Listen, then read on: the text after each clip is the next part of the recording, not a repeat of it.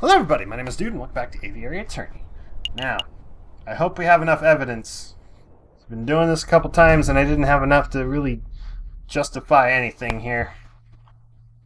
I swear I'm missing stuff. Feeling nervous, Falcon? Yeah. Not as nervous as before. Actually, I think we might have a handle on this case. All the pieces are coming together nicely.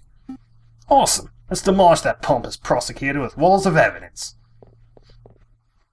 Senor Falcon, I trust everything is over. Absolutely. I have every intention of bringing the truth to light in this trial. Ah, such confidence. It's magnificent to see.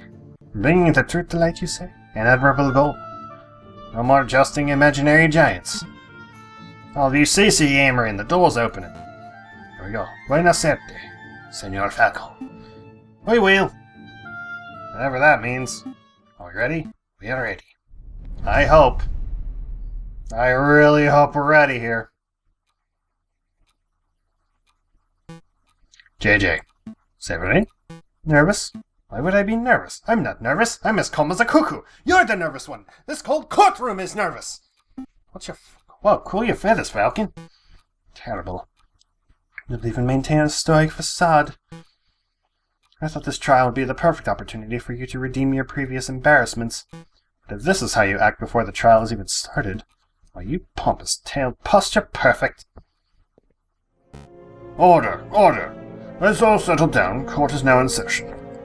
Psst, Falcon. What is it? Is it me or does the primary judge look hairier today? Little bit.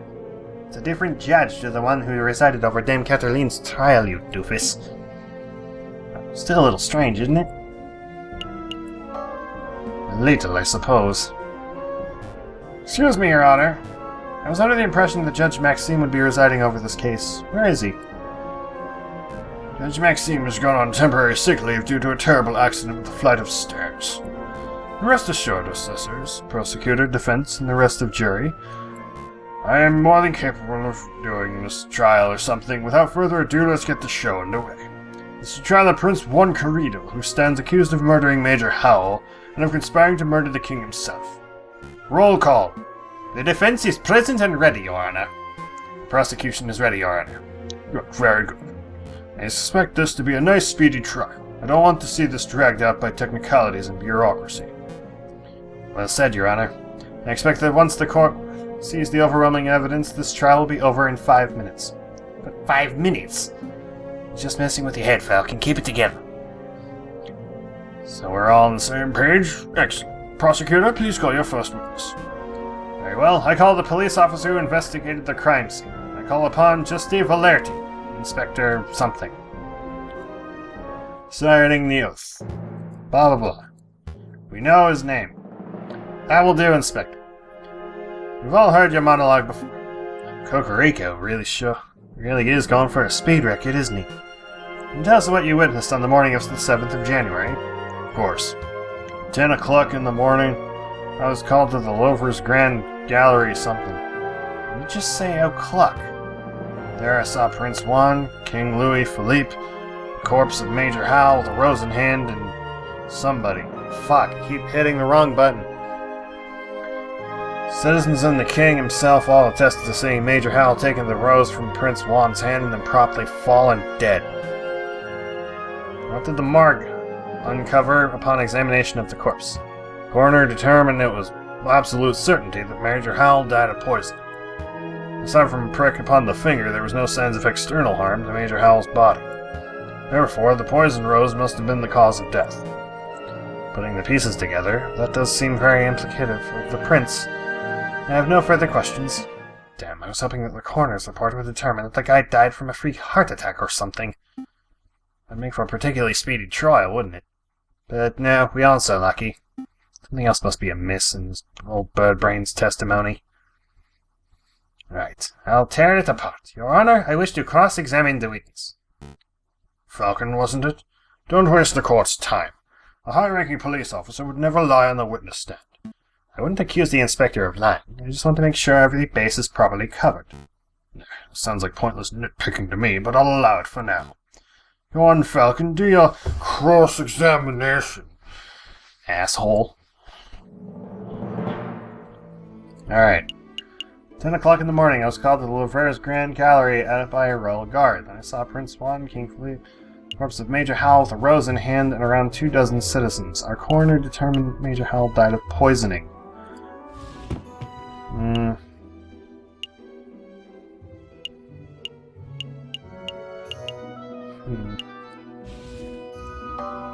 this. Doctor, you said that the coroner determined with certainty that Major Howell was killed by poison. Correct. You stated the signs and symptoms were textbook. There's no possibility that his death was natural. How exactly was Major Howell poisoned, and what was the livery merchant? His finger was pricked by the poison rose. He even commented out loud about it, but seconds before dying. All 22 citizens who witnessed the murder... Is there any possibility he was poisoned by something else? An absurd thing to ask, JJ. You just heard that 22 witnesses. People had saw the victim prick his finger and die. He's suggesting the pricked finger had no relation to the poisoning. That's exactly what I'm saying. I don't doubt that Major Howell was poisoned, but I do doubt that the rose was the cause. Unbelievable. Only a total buffoon would fail to draw the blatant link here. JJ, as tempting as it is to sit here and lecture you on the basics and cause and effect, I'll end this discussion painlessly. Inspector, please tell the defense that you found traces of poison on the thorns of the rose itself. That should alleviate all doubts that the rose was in fact the poison. Actually, I can't tell him that. I dread to ask, but why not? We didn't check the rose for traces of poison. It just seemed obvious that the rose caused the poison, given the time of accident. Well, then now would be a good time to make a test. Here's a marvelous thought. We prick the finger of the defendant with the rose. If there's no poison on the rose, then Prince Juan lives and is free to go. If the rose is poisoned, then the prince dies. That's okay, because the punishment would be just and fitting of the crime. Marvelous suggestion. This is a witch trial? This isn't America, Severin. It's not how we do things here. Give me your feathers, JJ. It was clearly a joke. There are far more humane ways of testing for poison. I'm sure the inspector will perform his duty with due diligence. Actually, he won't be able to test the rose for poison at all. Why is that? Given the dangerous nature of the flower, it was destroyed by the police force. We burned it to ashes. Such unprofessionalism. We have no way to know whether the rose was poisoned, and this whole trial ought to be called into question. Nice try, JJ, but through the process of reasoning by elimination, we can still deduce that with absolute certainty that the rose was poisoned. In other words, there was nothing else at the crime scene that could have caused the poisoning. Wrong. There was something else at the crime scene that could have contained the poison. Something investigative police blindly overlooked. The chocolate wrapper. Look at this. What am I supposed to be looking? This is the wrapper paper of a piece of chocolate. It was found in the Louvre. Louvre. I don't know how to pronounce it. Can you please make this easy to pronounce? To be precise. And we can date its consumption of the day of the incident. You're not suggesting that Major Howell ate a piece of poisoned chocolate moments before he died? I most certainly am. Yes! I'm on the right track. You see this wrapper at the scene of your crime yourself, Inspector. Police force does not have time nor resources to troll every piece of trash at every crime scene, I'm afraid. In other words, you overlooked it? Astounding unprofessionalism. The prosecution is right to be disgusted. What a disgraceful display, Inspector. For my apologies, Your Honor. I don't want your apologies. I want you to do your damn job properly. Get off the witness podium before I kick you off myself. As you wish. I'll take my leave until next time, messieurs. We held it through. Wow. So let me get this straight. The chocolate wrapper was found at the crime scene. Correct. You have reason to believe that it was consumed on the day of the incident. I do. I have an expert food-tasting witness who is willing to testify if need be. You have a foodie witness? I don't recall anyone like that. What are you talking about, Feck? Oh, I see. But do you know for certain that Major Howell consumed this chocolate? Well, that is a fact we are still investigating. I see. And do you have evidence that this chocolate was in fact poisoned? Again, it is something that may require a little more time to definitively prove. So that in actuality, you do not have evidence that Major Howell consumed some poisoned chocolate. Instead, you have a solitary piece of rubbish that you plucked straight out of the gutter. That's weak, even for you, JJ. Let's move things along. I have another witness I would like to summon. He's a man who claims to have an excellent view of the people going in and out of the Louvre at the time of the incident. I call upon Monsieur Toussaint Kingsley. Will the witness please approach the stand and recite the oath? Hello, hello, hello. Hello. Alright, the oath. I swear to speak without hatred and without fear, to tell the whole truth and nothing but the truth. Please state your full name and occupation. My name is Toussaint Kingsley, and I'm a person who fishes. Person who fishes, so you're a fisherman. Oh, is that how it is? The French justice system was better than this. Beg your pardon? Here comes Toussaint Kingsley, the kingfisher. Clearly he must be a fisherman, because didn't you hear? All kingfishers are fishermen. You're all carrying a fishing rod. And? Can a man not carry a fishing rod, reel, and bait without being branded a fisherman? Look, prosecutor's carrying a riding crop. Clearly he must be horse jockey. For pity's sake. Fine. Can we at least list your occupation as person who fishes and not fisherman? Thank you. Whatever. I read that wrong, but whatever. Actually, why do you carry a riding crop, Severin? I've never seen you ride a horse. I don't know, JJ. Why do you, a 30-something-year-old with no health problems, carry a cane? This is being quite far off the course. Will the prosecution please get back to his questions? Of course, Your Honor. Monsieur Kingsley, is it true that you were nearby the Louvre at the time of the incident? Yes, I was sitting upon a railing off the Pont d'Arts. Pont d'Arts. That's the new bridge that's just a stone throw away from the Louvre's south entrance, correct? That's right. What were you doing at the time of the incident? I was fishing. Kingfishers, am I right, Falcon? So you would have had plenty of opportunity to see the people who entered and exited the palace. Can you tell us who you saw? The Louvre's a busy place. Naturally, I saw a lot of people. But at 9 a.m., I saw the king, Louis Philippe himself, enter the building. He was surrounded by his entourage, of course. Then around 9:30 a.m., I saw this shifty-looking fox lurking around the entrance. Your Honor, I object to the witness's use of the term shifty-looking. It's a vague and biased description. No, really, he looked super shifty. I saw him rubbing his paws and cackling gleefully. Then I saw him take out a rose and carefully stub the stem. Rub the stem of a rose, you say? That's wrong voice, fuck. Too many words. Too many words. I cannot keep up mentally. The stem of a rose, you say?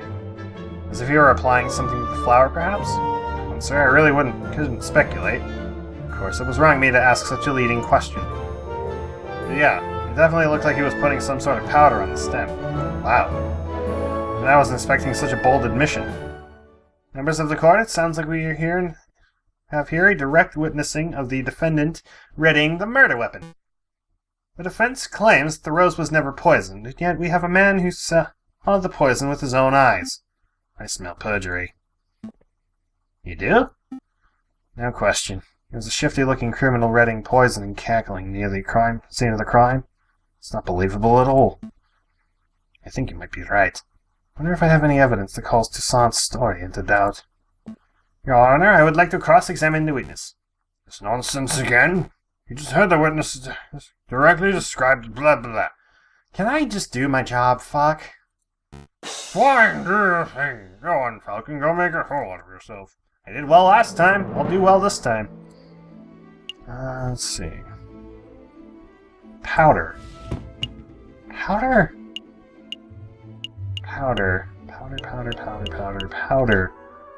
That's probably not the thing I'm looking for. Shifty-looking fox. That'd be the thought process. He does look shifty, I'll give him that. Is there another one that could have done it? That guy looks like a fox. Or a wolf, rather. Are you a wolf?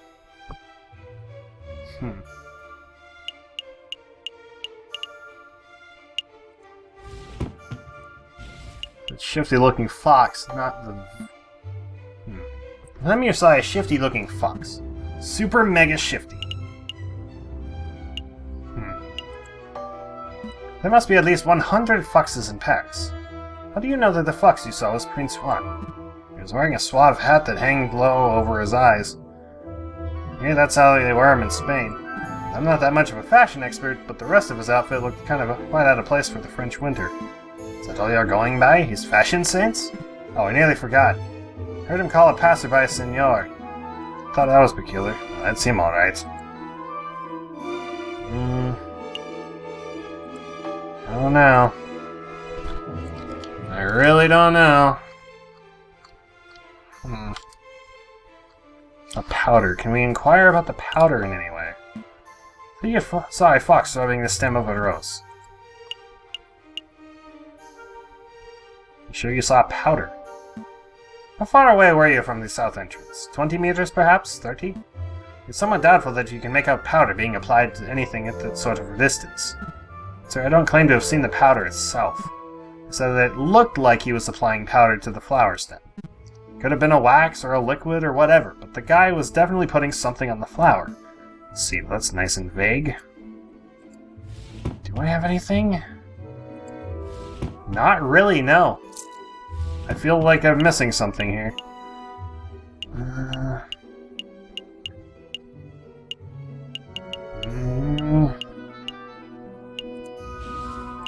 No, I don't really have anything for that.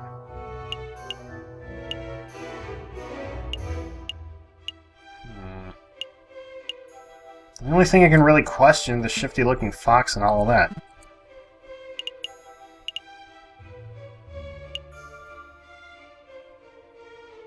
Now I just feel like I'm stalling for time if I do that.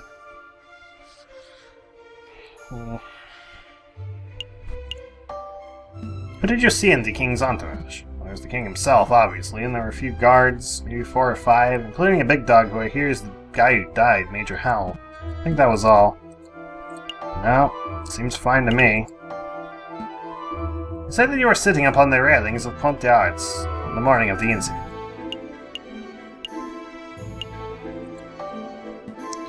You had a good view of the Louvre's south entrance, didn't you? South. The Pont d'Arts is a great vantage point for seeing the Grand Gallery's north-south side. What about the other entrances? Other entrances? You mean like the ones you were in? Like if you were entering from the Tuileries Gardens or the Place de Carousel? I couldn't possibly see those areas from the bridge. But of course, that isn't relevant. Once Sir Kingsley witnessed Prince Juan entering the south entrance with flower in hand, and that's what counts.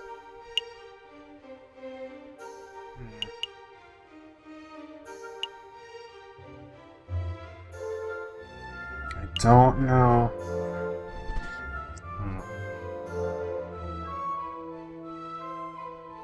I really don't want to waste the jury's time, but I think that might be... It's Prince Juan entering the south entrance with flower in hand, and that's what counts.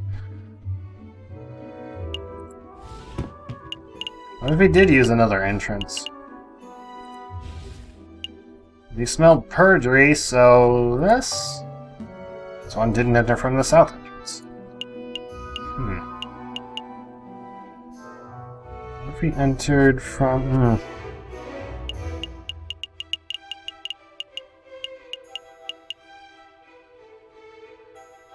From the gardens to the west. It's a big what if. Do you have any evidence that he entered from the gardens? Matter of fact, yes, I do have definitive proof that he...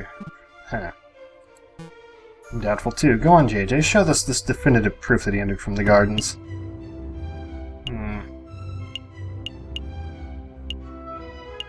I don't actually have proof that he entered from the garden. Wait. Oh, yes, I do! Look at this. Book page. Page 44 of Don Quixote specifically. It was found just outside the Louvre's west entrance. This proves nothing. Not done yet. Take a look at this. Quixote. This is the book Page 1 has been reading in jail since his arrest. I believe he has had it on his person for some time. And yes, page 44 is missing.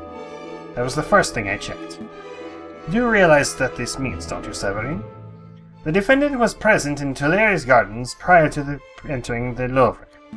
This also means that in all likelihood, the defendant entered the Louvre from the west entrance, not the south.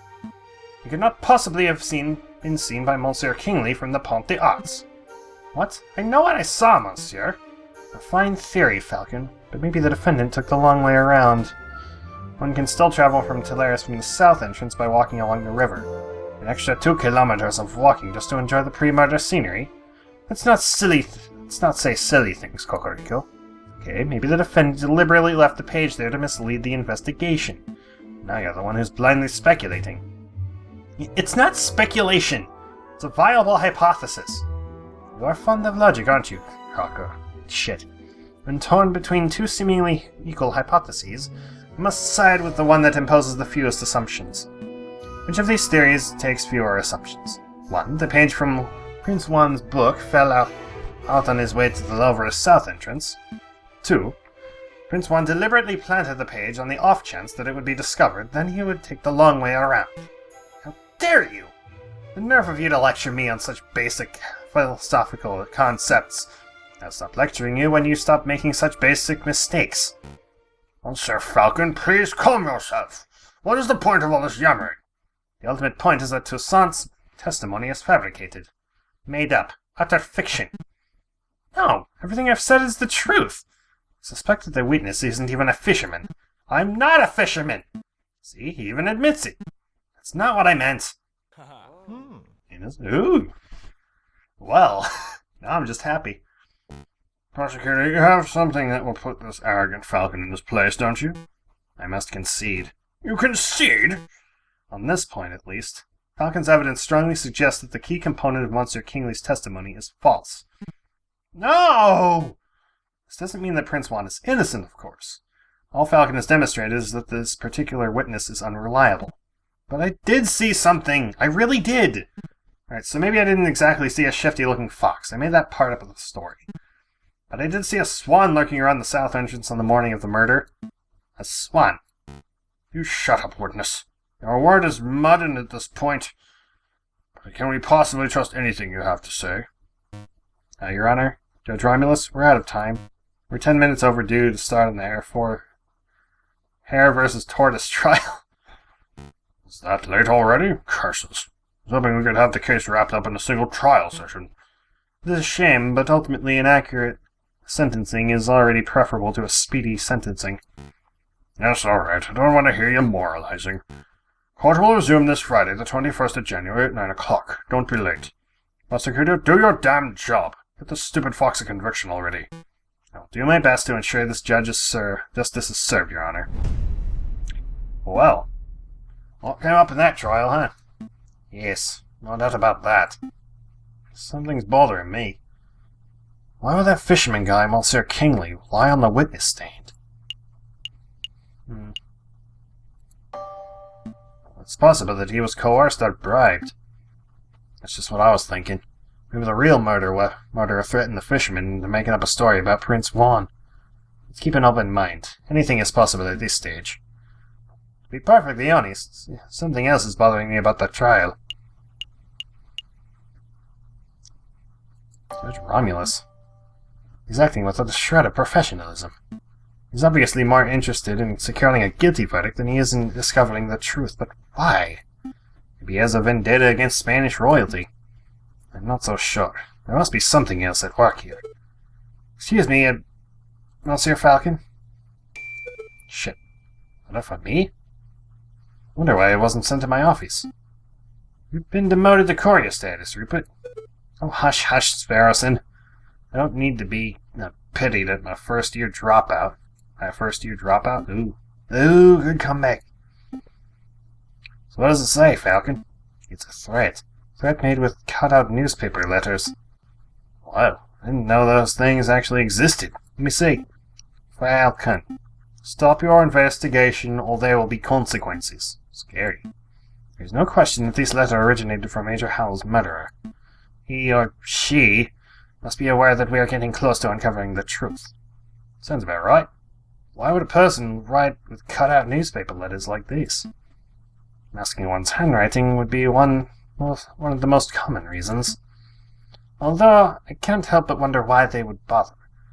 Since we don't have any handwriting samples to compare it to. We're still going ahead with our investigation, right? Oh yes, absolutely. The lawyer was deterred every time they received a threatening letter. They would never get any work done.